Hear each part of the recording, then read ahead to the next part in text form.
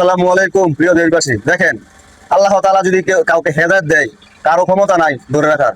দেখেন, চলচ্চিত্র অভিনেতা ইলিয়াস কুবরা ভাই দিনের পথে চলে আসছে। আমি যখন প্রথম চিল্লাতে যাই ময়মনসিং করছিলাম, ময়মনসিং মানে মানুষ অবাক হয়ে যায় আর কি, যে ইলিয়াস কোবরা আপনি এরকম, মানে তখন তো সবাই চিনতো, এখন তো দাঁড়িয়ে রাখেও চিনতে একটু কষ্ট হয়, এক সাইডে চলে গেলে কি হয়তো যা কি মার্ক করে না।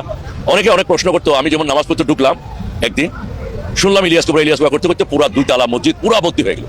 মানে মানুষ দেখার জন্য এরকম আসছে। আমি যে কদিন ছিলাম, আমরা তো একটা মসজিদে 3 দিন করে থাকতে হয়, যে মসজিদে গেছি ফুল ফুল। আর এক বেলা মানে জমাতে তকলিফে যারা যায় তারা রাইন দেখাইতে হয়, 3 বেলায় তারা পাক করে খাইতে হয়। ওই পাকটা করতে হয় না আমাদের।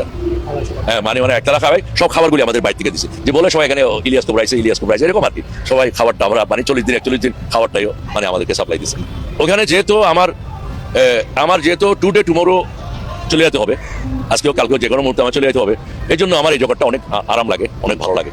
কারণ মানে আর একটা কথা বলবো, আমি ছোটখাটো ভাই মানুষ, কোনো কিছু তেমন কিছু না। আমি আরেকটা কথা বলবো আপনাদেরকে, যারা মুসলিম ধর্মের মানুষ আছেন, তাদের প্রত্যেকের প্রতি আমার একটু অনুরোধ থাকবে। আমি বুঝি নাই, আপনারা ভুল করেন না, আমি অনেক সময় নামাজ পড়ি নাই, আপনারা সবাই নামাজ পড়বেন। কারণ আমাদের একজনকে হিসাব দিতে হবে, আল্লাহকে হিসাব দিতে হবে। দেখ কেমনটা এত ভালো লাগছে। যাক, আল্লাহ পাক ওনাকে হেদায়েত দান করছে, ভালো পথে যেন চলতে পারে, দিনের পথে যেন চলতে পারে। আমরা দেশবাসী এই দোয়া করি, ওনাকে যেন আল্লাহ পাক কবুল করে নেয়, ওনার পিছনে ওনার যেন আল্লাহ পাক সব ক্ষমা করে, ওনাকে যেন দিনের পথে চলার তৌফিক দান করে। আমি